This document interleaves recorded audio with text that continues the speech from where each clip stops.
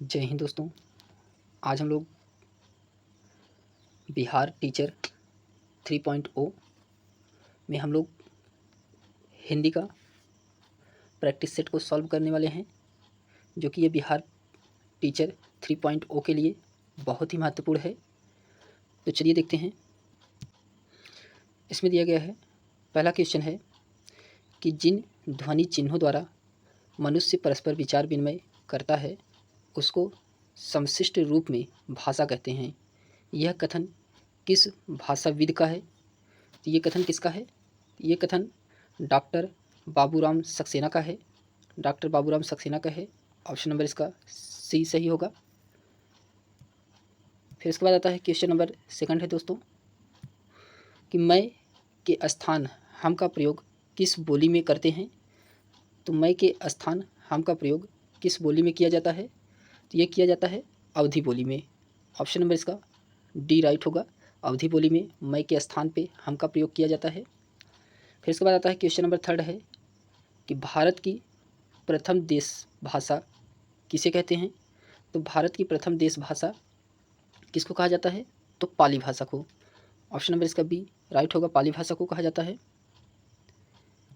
फिर इसके बाद आता है क्वेश्चन नंबर 4 है, हिंदी में वर्डों की संख्या कितनी है? तो हिंदी में वर्डों की संख्या को बताना है इसमें। तो हिंदी में वर्डों की संख्या 52 होती है। ऑप्शन नंबर इसका डी राइट होगा, 52। फिर उसके बाद आता है क्वेश्चन नंबर 5वां है कि हिंदी में स्वर वर्डों की संख्या है। तो हिंदी में स्वर वर्डों की संख्या कितनी है? तो 11 होता है। ऑप्शन नंबर इसका ए राइट होगा, 11 स्वर वर्डों की संख्या होती है। फिर इसके बाद आता है क्वेश्चन नंबर 6 है कि मराठी भाषा की लिपि है। तो मराठी भाषा की लिपि क्या है? तो मराठी भाषा की लिपि देवनागरी होती है। ऑप्शन नंबर इसका बी सही है, देवनागरी। फिर क्वेश्चन नंबर 7 है, पूर्वी हिंदी का विकास किससे माना जाता है? तो पूर्वी हिंदी का विकास किससे माना जाता है? तो अर्ध मगधी को माना जाता है। अर्ध मगधी। ऑप्शन नंबर इसका ए राइट होगा, अर्ध मगधी को माना जाता है पूर्वी हिंदी का विकास। फिर इसके बाद आता है क्वेश्चन नंबर 8वां है कि निम्न विकल्पों में शुद्ध वर्तनी वाला शब्द है। तो इसमें आपको बताना है कि शुद्ध वर्तनी वाला शब्द कौन सा है? तो प्रज्वलित। प्रज्वलित जो कि ये शुद्ध वर्तनी वाला शब्द है। ऑप्शन नंबर इसका सी राइट होगा। उज्ज्वल गलत है, सन्यासी भी गलत है, विरहवी भी गलत है। तो इसमें राइट आंसर सी होगा, प्रज्वलित, जो कि ये शुद्ध वर्तनी है। फिर इसके बाद आता है क्वेश्चन नंबर 9 है कि निम्नलिखित विकल्पों में अशुद्ध वर्तनी वाला, तो इसमें अशुद्ध वर्तनी वाला शब्द बताना है कौन सा है? तो अशुद्ध वर्तनी वाला इसमें आधीन।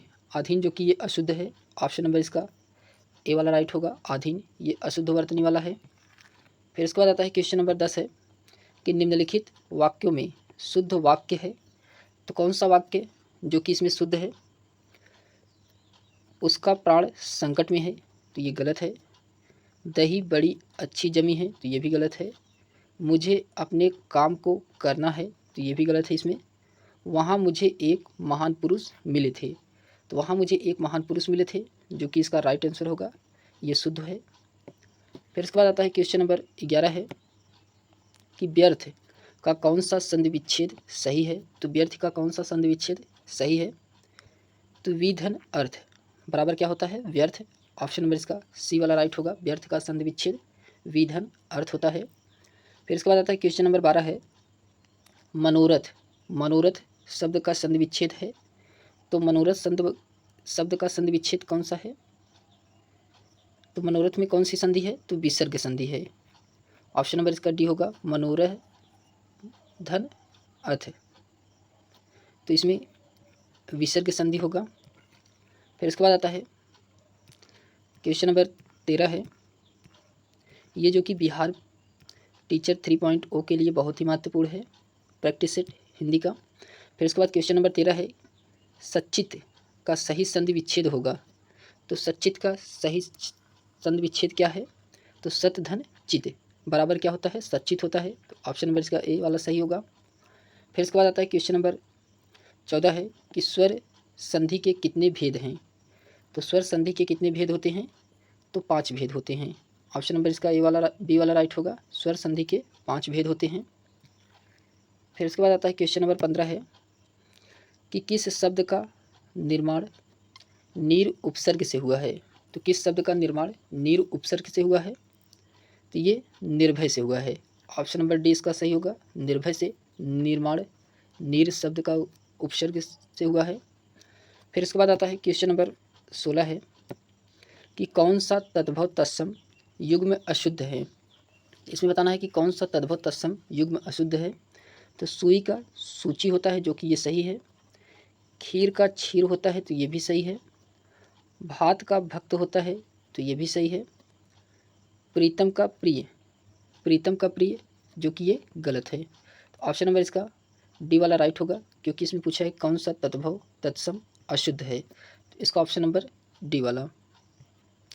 फिर इसके बाद आता है क्वेश्चन नंबर 17 है कि वे शब्द जिनकी उत्पत्ति का पता नहीं चलता उसे क्या कहते हैं।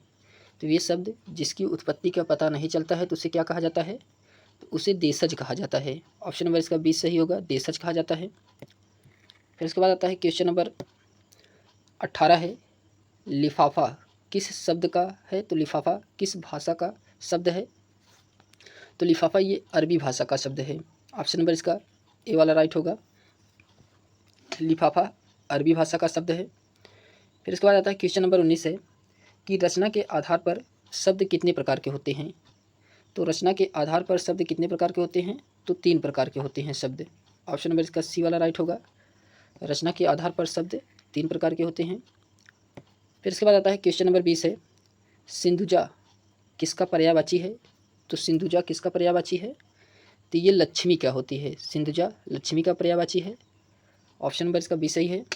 फिर उसके बाद आता है क्वेश्चन नंबर 21 है भिज्ञ का विलोम क्या है। तो भिज्ञ का विलोम क्या है, तो अनभिज्ञ होता है, भिज्ञ का विलोम अनभिज्ञ होता है। ऑप्शन नंबर इसका सी वाला सही है। फिर उसके बाद आता है क्वेश्चन नंबर 22 है कि संस्कृत शब्द में उपसर्ग है। तो संस्कृत में उपसर्ग कौन सा शब्द है, तो संस्कृत में उपसर्ग सम उपसर्ग है। ऑप्शन नंबर इसका डी सम, जो कि संस्कृत में उपसर्ग है। फिर इसके बाद क्वेश्चन नंबर 23 है मिलाप शब्द में प्रत्यय है। तो मिलाप शब्द में क्या प्रत्यय है, आप है, मिलाप में आप प्रत्यय है। ऑप्शन नंबर इसका बी सही होगा। फिर इसके बाद आता है क्वेश्चन नंबर 24 है कि अक्षर का अनेकार्थी शब्द कौन सा नहीं है। तो अक्षर का अनेकार्थी शब्द कौन सा नहीं है, तो अक्षर का अनेकार्थी शब्द कौन सा इसमें नहीं है, तो धन। ऑप्शन नंबर इसका बी वाला सही होगा, धन, जो कि ये अक्षर का अनेकार्थी शब्द नहीं है। फिर इसके बाद आता है क्वेश्चन नंबर 25 है ममता किस प्रकार की संज्ञा है। तो इसमें बताना है कि ममता किस प्रकार की संज्ञा है। तो ममता जो है भाववाचक संज्ञा होती है, ममता भाववाचक संज्ञा होती है। तो ऑप्शन नंबर इसका बी सही है, डी सही है, ममता भाववाचक संज्ञा होती है। फिर इसके बाद आता है क्वेश्चन नंबर 26 है कि बसंत शब्द में कौन सा लिंग है। तो बसंत में कौन सा लिंग है, तो पुल्लिंग है, बसंत में पुल्लिंग है। ऑप्शन नंबर इसका ए सही होगा। फिर इसके बाद आता है क्वेश्चन नंबर 27 है कि हिंदी में वचन कितने प्रकार के होते हैं। तो हिंदी में वचन कितने प्रकार के होते हैं, तो 2 प्रकार के, एक वचन और बहुवचन। ऑप्शन नंबर इसका बी सही होगा। फिर इसके बाद आता है क्वेश्चन नंबर 28 है कि रमेश टेलीफोन पर बात करता है, वाक्य में कारक है। तो रमेश टेलीफोन पर बात करता है, वाक्य में इसमें कौन सा कारक है, तो करण कारक है। तो ऑप्शन नंबर इसका बी वाला सही होगा, करण कारक है। फिर इसके बाद आता है क्वेश्चन नंबर 29 है कि सर्वनाम के कितने भेद हैं। तो सर्वनाम के कितने भेद हैं बताना है। तो सर्वनाम के 6 भेद होते हैं। ऑप्शन नंबर इसका सी सही होगा, सर्वनाम के 6 भेद होते हैं। फिर इसके बाद आता है क्वेश्चन नंबर 30 है कि तीनों शब्द किस प्रकार का विशेषण है। तो तीनों शब्द किस प्रकार का विशेषण है, तो ये तीनों शब्द जो है समुदायवाचक का विशेषण होता है। तो समुदायवाचक विशेषण होता है। तो ऑप्शन नंबर इसका डी वाला सही होगा, समुदायवाचक। फिर इसके बाद आता है क्वेश्चन नंबर 31 है कि राजन किताब पढ़ता है, वाक्य कर्मवाच्य में होगा। तो राजन किताब पढ़ता है, वाक्य कर्मवाच्य में होगा, इसमें कौन सा होगा, तो राजन के द्वारा किताब पढ़ी जाती है। ऑप्शन नंबर इसका सी सही होगा, राजन के द्वारा किताब पढ़ी जाती है। फिर इसके बाद आता है क्वेश्चन नंबर 32 है कि अब किस प्रकार का अव्यय है। तो अब किस प्रकार का अव्यय है, तो ये कालवाचक अव्यय है। ऑप्शन नंबर इसका पहला सही होगा, कालवाचक अव्यय है। फिर इसके बाद आता है क्वेश्चन नंबर 33 है कि श्याम कहता है कि मैं राम की किताब पढ़ सकता हूँ। वाक्य में श्याम का पद परिचय होगा। तो श्याम कहता है कि मैं राम की किताब पढ़ सकता हूँ। वाक्य में श्याम का पद परिचय क्या होगा? तो इसमें जो पद परिचय होगा व्यक्तिवाचक, पुल्लिंग, एकवचन और कर्ता-कारक। तो व्यक्तिवाचक, पुल्लिंग, एकवचन और कर्ता-कारक होगा। तो ऑप्शन नंबर इसका पहला सही होगा। फिर इसके बाद आता है क्वेश्चन नंबर 34 है कि वाक्य के कितने अंग होते हैं। तो इसमें बताना है कि वाक्य के कितने अंग होते हैं। तो वाक्य के 2 अंग होते हैं। ऑप्शन नंबर इसका बी सही होगा। वाक्य के 2 अंग होते हैं। फिर इसके बाद आता है क्वेश्चन नंबर 35 है कि परिश्रम करने वाला व्यक्ति सदा सफल होता है। इस वाक्य में उद्देश्य है। तो परिश्रम करने वाला व्यक्ति सदा सफल होता है, इस वाक्य में उद्देश्य है। इस वाक्य में कौन सा उद्देश्य है? तो परिश्रम करने वाला व्यक्ति है। ऑप्शन नंबर इसका सी सही होगा। परिश्रम करने वाला व्यक्ति, जो कि परिश्रम करने वाले व्यक्ति सदा सफल होते हैं। फिर इसके बाद आता है क्वेश्चन नंबर 36 है कि तोता डाल पर बैठा है। वाक्य में विधेय है। तो तोता डाल पर बैठा है, वाक्य में कौन सा विधेय है? तो डाल पर बैठा है, ये जो कि विधेय है। ऑप्शन नंबर इसका सी सही है। फिर इसके बाद आता है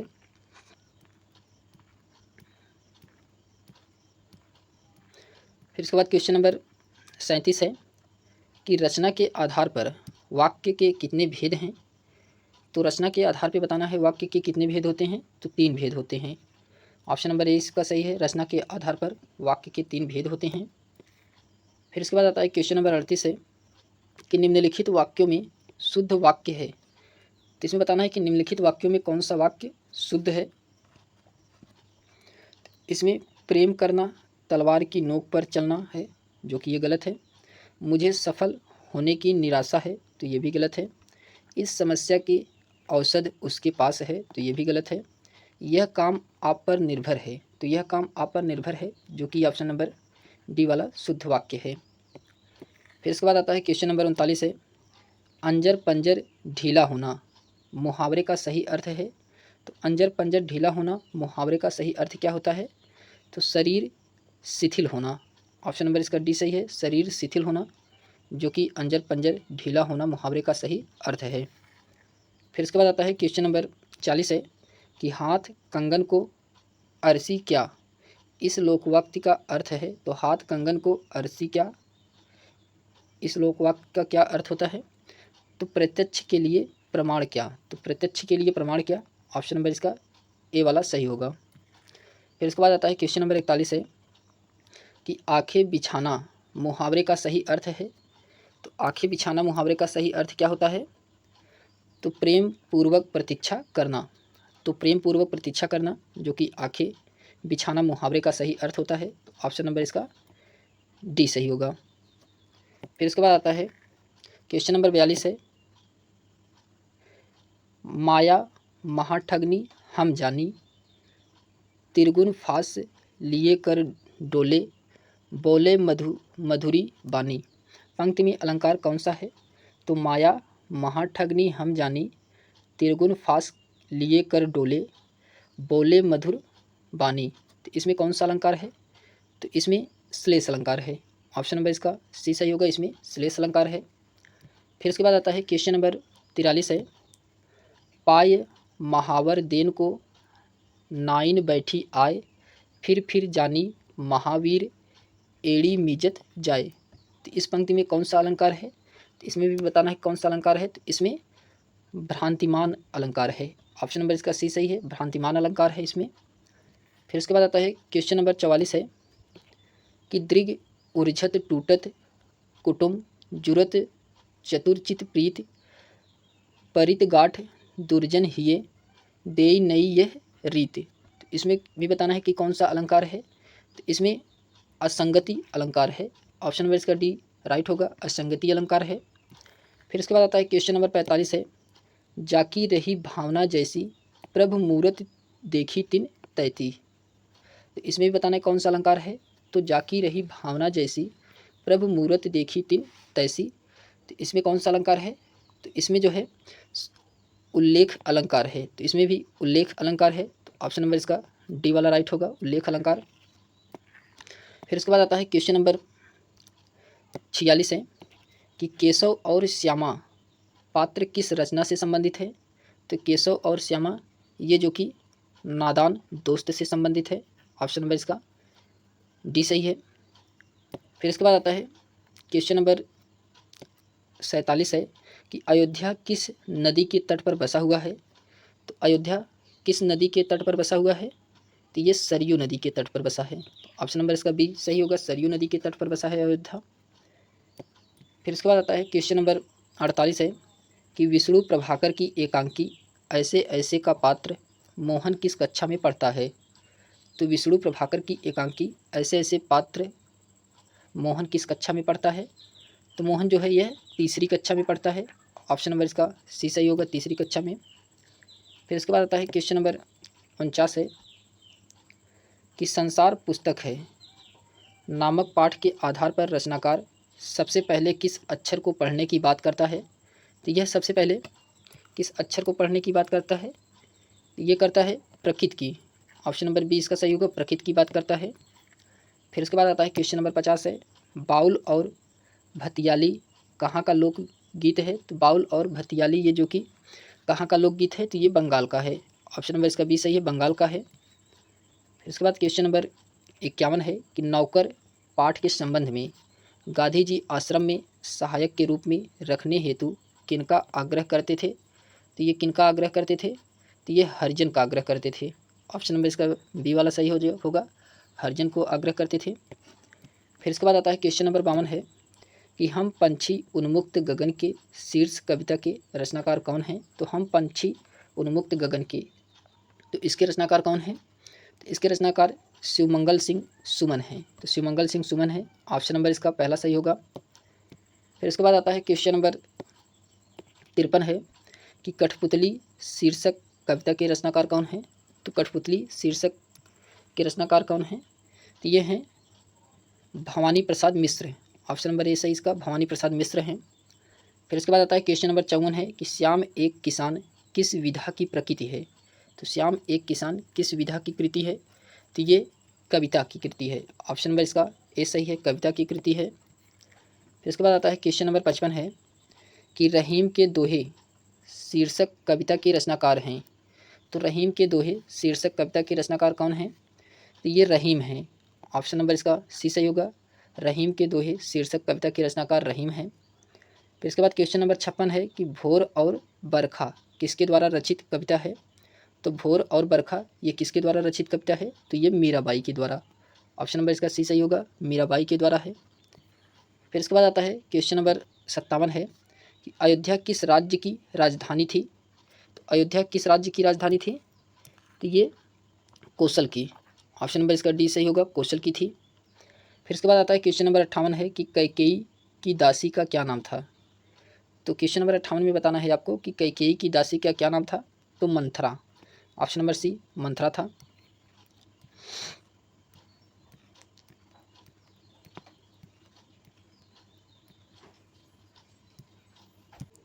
फिर इसके बाद आता है क्वेश्चन नंबर 59 है राम और भरत का मिलन किस स्थान पे हुआ था। तो राम और भरत का मिलन किस स्थान पे हुआ था। तो ये हुआ था चित्रकूट में, ऑप्शन नंबर इसका पहला सही होगा, चित्रकूट में हुआ था। फिर इसके बाद आता है क्वेश्चन नंबर 60 है कि भगवान राम को ऋष्यमुख पर्वत पर सुग्रीव से मिलने का सुझाव किस राक्षस ने दिया था। तो ये किस राक्षस के द्वारा दिया गया था। तो ये कंबंधन के द्वारा दिया गया था, ऑप्शन नंबर इसका डी सही होगा, कंबंधन के द्वारा दिया गया था। फिर इसके बाद आता है क्वेश्चन नंबर 61 है कि रावण की पत्नी का क्या नाम था। तो रावण की पत्नी का क्या नाम था। तो रावण की पत्नी का नाम मंदोदरी था, ऑप्शन नंबर इसका डी सही होगा, मंदोदरी था। फिर इसके बाद आता है क्वेश्चन नंबर 62 है कि महाभारत कथा के रचनाकार कौन हैं। तो महाभारत कथा के रचनाकार कौन थे। तो ये थे महर्षि वेद व्यास, ऑप्शन नंबर इसका पहला सही होगा, महर्षि वेद व्यास। फिर इसके बाद क्वेश्चन नंबर 63 है कि महाराजा शांतनु की दूसरी पत्नी का क्या नाम था। तो महाराजा शांतनु की दूसरी पत्नी का क्या नाम था। तो ये सत्यवती, ऑप्शन नंबर इसका डी सही होगा, सत्यवती था। फिर इसके बाद आता है क्वेश्चन नंबर 64 है अंबालिका के पुत्र का क्या नाम था। तो अंबालिका के पुत्र का क्या नाम था। तो अंबालिका के पुत्र का नाम पांडु था। ऑप्शन नंबर इसका सी सही है, पांडु था। फिर उसके बाद आता है क्वेश्चन नंबर 65 है कि सारथी के बेटे धनुष छोड़कर हाथ में चाबुक ले लो, चाबुक वही तुम्हें शोभा देगा। तुम भला कब से अर्जुन के साथ द्वंद्व युद्ध करने के योग्य हो गए हो। यह कथन कर्ण से किसने कहा था। तो ये कथन कर्ण से भीम कहे थे। ऑप्शन नंबर इसका सी सही होगा, भीम के द्वारा कहा गया था। फिर इसके बाद आता है क्वेश्चन नंबर 66 है कि पक्षपात से रहित मेरे प्यारे पुत्र, तुम्हारे चारों भाई जी उठें। यक्ष ने यह वरदान किसे दिया। तो यक्ष के द्वारा यह वरदान किसको दिया गया था। तो युधिष्ठिर के द्वारा दिया गया था। ऑप्शन नंबर इसका डी सही होगा, युधिष्ठिर। फिर इसके बाद क्वेश्चन नंबर 67 है कि ध्वनि शीर्षक कविता के रचनाकार कौन है। तो ध्वनि शीर्षक कविता के रचनाकार को बताना है। तो सूर्यकांत त्रिपाठी निराला जी हैं। ऑप्शन नंबर इसका पहला सही होगा, सूर्यकांत त्रिपाठी निराला जी, जो कि ध्वनि शीर्षक के रचनाकार हैं। फिर इसके बाद क्वेश्चन नंबर 68 है कि डरो मत चलो, डरो मत चलो बस अनुभवी है, नई नवेली बसों से ज़्यादा विश्वसनीय है, हमें बेटों की तरह प्यार से गोद में लेकर चलेगी। यह कथन बस यात्री शीर्षक व्यंग के किस पात्र का है। तो ये किस पात्र का है। ये जो पात्र है डॉक्टर मित्र का। ऑप्शन नंबर सी इसका सही है, डॉक्टर मित्र का है। फिर इसके बाद क्वेश्चन नंबर 69 है कि चिट्ठियों की अनूठी दुनिया, चिट्ठियों की अनूठी दुनिया शीर्षक निबंध के रचनाकार का नाम बताएं। तो इसके रचनाकार कौन है। तो अरविंद कुमार सिंह हैं। ऑप्शन नंबर इसका सी सही होगा, अरविंद कुमार सिंह हैं। फिर इसके बाद क्वेश्चन नंबर 70 है, क्वेश्चन नंबर 70 है कि पहाड़ से ऊंचा आदमी शीर्षक जीवनी के रचनाकार हैं। तो पहाड़ से ऊंचा आदमी शीर्षक जीवनी के रचनाकार कौन हैं। तो जीवनी के रचनाकार सुभाष गताड़े हैं। ऑप्शन नंबर इसका सही होगा, सुभाष गताड़े। फिर उसके बाद क्वेश्चन नंबर 71 है, जहाँ पहिया है शीर्षक रिपोर्टाज के रचनाकार कौन है। तो जहाँ पहिया है इसके रचयिता कौन है। तो इसके रचयिता पी साईनाथ हैं, पी साईनाथ। ऑप्शन नंबर इसका डी सही होगा, पी साईनाथ हैं। क्वेश्चन नंबर 72 है कि संजय द्वारा रचित कहानी का नाम बताए। तो संजय द्वारा रचित कहानी का नाम क्या है। तो टोपी। ऑप्शन नंबर इसका डी सही होगा, टोपी। फिर इसके बाद क्वेश्चन नंबर 73 है कि भारत की खोज पुस्तक का प्रकाशन किस वर्ष किया गया था। तो भारत की पुस्तक के खोज का प्रकाशन यह किस वर्ष किया गया था। तो 1946 में किया गया था। ऑप्शन नंबर इसका डी सही होगा, 1946 में किया गया था। फिर इसके बाद आता है क्वेश्चन नंबर 74 है कि उपनिषदों का समय माना जाता है। तो उपनिषदों का समय कब माना जाता है। तो ये 8000 ईसा पूर्व के आसपास माना जाता है। ऑप्शन नंबर इसका ये सही होगा, 800 ईसा पूर्व के आसपास माना जाता है। फिर इसके बाद आता है क्वेश्चन नंबर 75 से 77 के बीच में दिया गया है। तो इसमें सबसे पहले गद्यांश को दिया गया है, गद्यांश को पढ़ करके इसमें आंसर को ढूंढना है। तो गद्यांश को आइए हम लोग पढ़ते हैं। तो गद्यांश में दिया गया है, तो गद्यांश में दिया गया है कि सत्य ही जीवन है, यह सर्वशक्तिमान है, दिव्य चमत्कारी सर्वगुण संपन्न एवं सद्गुणों को प्रदान करने वाला है। यह व्यक्ति को आध्यात्मिक, परोपकारी, दानी ज्ञानी, सबके भलों में अपना भल देखने वाला बनाता है। सच्चाई के बराबर कोई तपस्या नहीं है, झूठ के बराबर कोई पाप कर्म नहीं है। जिसके हृदय में सच्चाई है उससे हृदय में ईश्वर वास होता है। इस नासवान और तरह तरह की बुराइयों से भरे संसार में सच बोलना सबसे बड़ी और सहज सरल तपस्या है। आज तक हमारे देश की पवित्र एवं पावन भूमि पर कई महान पुरुषों ने जन्म लिया है, जिन्होंने अपने प्रखर व्यक्तित्व से पूरी दुनिया को जीवन जीने का एक नया आयाम सिखाया है। एक ऐसे ही महान व्यक्ति थे जो कि राजा हरिश्चंद्र थे, जिन्होंने पूरी मानव जाति को हकीकत के पथ पर चलने के लिए प्रेरित किया है। वह अपनी यथार्थवादी विचारधारा के लिए जाने जाते हैं, जो अपने पूरे जीवन में कभी भी इस पथ से डगमगाए नहीं। ऐसे ही हम सभी वास्तविकता और जीवन को अलग अलग नहीं कर सकते। आध्यात्मिक व्यक्ति अपने लिए ही ध्यान नहीं करता है, या फिर वह सिर्फ अपने लिए ही सच के मार्ग पर चलने की कोशिश नहीं करता है, वह सबको सत्य पथ पर चलने के लिए प्रेरित करता है। वह संपूर्ण मानवजात के लिए यह सब कुछ करता है, उसका जीवन करुणा और समर्पण का होता है। तो इसमें क्वेश्चन नंबर 75 दिया गया है कि सबसे बड़ी तपस्या किसे कहा गया है। इस गद्यांश में सबसे बड़ी तपस्या किसे कहा गया है, तो सत्य बोलना। ऑप्शन नंबर इसका बी सही होगा, सत्य बोलना सबसे बड़ी तपस्या माना गया है इस गद्यांश में। फिर इसके बाद आता है क्वेश्चन नंबर 76 है कि गद्य के आधार पर निम्नलिखित में से कितने सत्य पर चलने का आदर्श स्थापित किया था। तो किसके द्वारा किया गया था, तो ये राजा हरिश्चंद्र के द्वारा किया गया था। ऑप्शन नंबर इसका पहला सही है। फिर इसके बाद आता है क्वेश्चन नंबर 77 है कि आध्यात्मिक व्यक्ति क्या करते हैं। तो आध्यात्मिक व्यक्ति बताना है कि क्या करते हैं, तो वे स्वयं के साथ दूसरों के भी सच्चाई के मार्ग पर चलने के लिए प्रेरित करते हैं। ऑप्शन नंबर इसका डी सही होगा, तो स्वयं के साथ दूसरों को भी सच्चाई के मार्ग पर चलने के लिए प्रेरित करते हैं आध्यात्मिक व्यक्ति। फिर इसके बाद आता है क्वेश्चन नंबर 78 से 80 तक दिया गया है। तो ये पद्यांश को पढ़ करके इसमें आपको उत्तर को चयन करना है। पद्यांश दिया गया है कि डोरबेल बजाती है, मैं दरवाज़ा खोलता हूँ, आगंतुक को मैं नहीं जानता, वे अपना परिचय खुद देते हैं। हम जनमानस की संवेदनाएं हैं, सुना है तुम संवेदनाओं का घर बनाते हो, तो क्यों नहीं लपेट लेते हमें भी अपनी कलम और कागज़ के साथ। अब इस संसार में हमारी जग नहीं समझकर अतिक्रमण हटा दिया गया है हमें। मैं पल भर के लिए रुक सकता हूँ, सोच सकता हूँ, हंसता हूँ, मन ही मन कहता हूँ, यदि डायनासोर के बाद अब संवेदनाओं का नंबर है। तो इस गद्यांश में आपको आंसर को बताना है। इस गद्यांश में कौन सा आंसर दिया गया है। क्वेश्चन नंबर इसका 78 है कि कविता के किस शब्द में संवेदनाओं के प्रति उपेक्षा का भाव प्रकट होता है। तो कविता के किस शब्द में संवेदनाओं के प्रति उपेक्षा का भाव प्रकट होता है, तो ये प्रकट होता है अतिक्रमण का, अतिक्रमण का प्रकट होता है। तो ऑप्शन नंबर इसका बी सही होगा, अतिक्रमण का। फिर इसके बाद आता है क्वेश्चन नंबर 79 है कि कविता में किसके प्रति सरोकार व्यक्त किए गए हैं। तो कविता में किसके प्रति सरोकार व्यक्त किया गया है, तो ये संवेदनाओं के प्रति किया गया है। ऑप्शन नंबर इसका बी सही होगा, संवेदनाओं के प्रति किया गया है। फिर इसके बाद क्वेश्चन नंबर 80 है कि संवेदनाओं की तुलना डायनासोर से क्यों की गई है। तो संवेदनाओं की तुलना डायनासोर से क्यों की गई है, क्योंकि संवेदनाएं डायनासोर की तरह विलुप्त हो जाएंगी, इसलिए संवेदनाओं की तुलना डायनासोर से किया गया है। तो ऑप्शन नंबर इसका सी वाला सही होगा। तो आज हम लोग बिहार टीचर 3.0 के लिए हिंदी का प्रैक्टिस सेट नंबर फर्स्ट को सॉल्व किए हैं। तो अगर ये वीडियो आपको पसंद आई हो तो इसे लाइक शेयर एंड सब्सक्राइब अवश्य करें। तो आज के लिए बस इतना ही। इसके आगे हम लोग नेक्स्ट प्रैक्टिस सेट को नंबर 2 को सॉल्व करने वाले हैं। तो आज के लिए बस इतना ही, धन्यवाद।